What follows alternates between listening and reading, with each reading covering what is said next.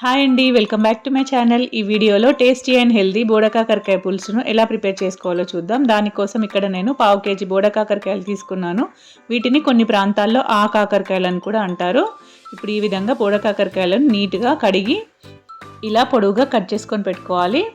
ఇక్కడ బోడకాకరకాయలు నేను లేతవి తీసుకున్నాను కాబట్టి గింజలు లేతగా ఉన్నాయి. ఒకవేళ ముదిరితే గింజలు తీసేసుకోవచ్చు. మరో పక్క చింతపండును కూడా నానబెట్టుకోవాలి. ఇక్కడ నేను చిన్న నిమ్మకాయ సైజ్ అంత చింతపండును తీసుకొని నీట్గా కడిగి మంచినీళ్ళు పోసి కొద్దిసేపు నానబెట్టాను. ఇప్పుడు మరోవైపు స్టవ్ పైన ప్యాన్ పెట్టి ప్యాన్ హీట్ అయ్యాక కొద్దిగా ఆయిల్ వేసుకోవాలి. ఆయిల్ హీట్ అయ్యాక జీలకర్ర ఆవాలు వేసుకోవాలి. అవి కొద్దిగా చిటపటలాడాక ఒక 2 పచ్చిమిర్చిని ఈ విధంగా చిన్నగా కట్ చేసుకొని వేసుకోవాలి. ఇప్పుడు ఇందులోనే ఒక పెద్ద ఉల్లిపాయను చిన్న ముక్కల్లా కట్ చేసుకొని వేసుకోవాలి. ఈ ఉల్లిపాయ ముక్కలు దోరగా వేయించుకోవాలి. ఇప్పుడు ఇందులోనే కొద్దిగా కరివేపాకు కూడా వేసుకోవాలి. వీటన్నింటిని మంచిగా వేయించుకోవాలి. ఉల్లిపాయలు బ్రౌన్ కలర్ వచ్చేంత వరకు వేయించుకోవాలి.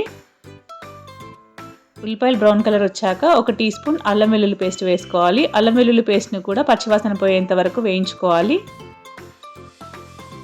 ఇప్పుడు ఇందులో 1 టీ స్పూన్ పసుపు వేసుకోవాలి. పసుపు వేసుకున్న తర్వాత అన్నీ ఒకసారి కలిపి మనం ముందుగానే కట్ చేసి పెట్టుకున్న బోడకాకరకాయ ముక్కల్ని ఇందులో వేసుకోవాలి.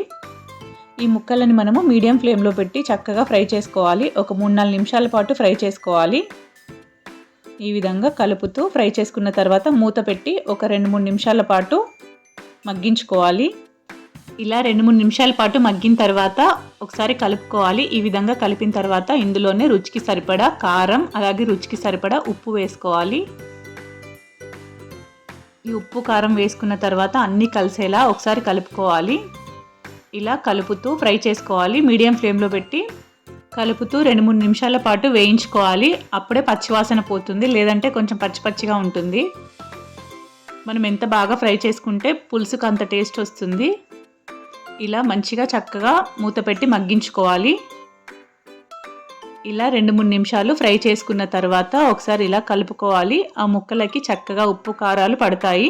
ఇప్పుడు ఇందులో మనం ముందుగానే చింతపండు నానబెట్టాం కదా, చింతపండు రసాన్ని వేసుకోవాలి. ఈ చింతపండు రసం వేసుకున్న తర్వాత ఇప్పుడు ఇందులోనే 1 టీ స్పూన్ ధనియాల పొడి, అలాగే ఒక 1/2 టీ స్పూన్ జీలకర్ర మెంతుల పొడి వేసుకోవాలి. దీనివల్ల పులుసుకి టేస్ట్ చాలా బాగుంటుంది. అలాగే ఇందులో 2 టీ స్పూన్ల నువ్వుల పొడి వేసుకోవాలి. ఈ నువ్వుల పొడి వేసుకోవడం వల్ల పులుసుకు చిక్కదనం వస్తుంది అండ్ టేస్ట్ కూడా చాలా బాగుంటుంది.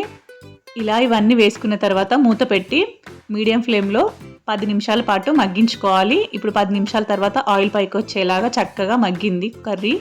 ఇప్పుడు ఒకసారి మనం పీస్ ఉడికిందా లేదా అని చెక్ చేసుకోవాలి. పీస్ ఉడికితే మన కర్రీ రెడీ అయినట్టే. ఈ విధంగా ఒకసారి చెక్ చేసుకొని చూడాలి. ఇక్కడ పీస్ కూడా చక్కగా ఉడికింది.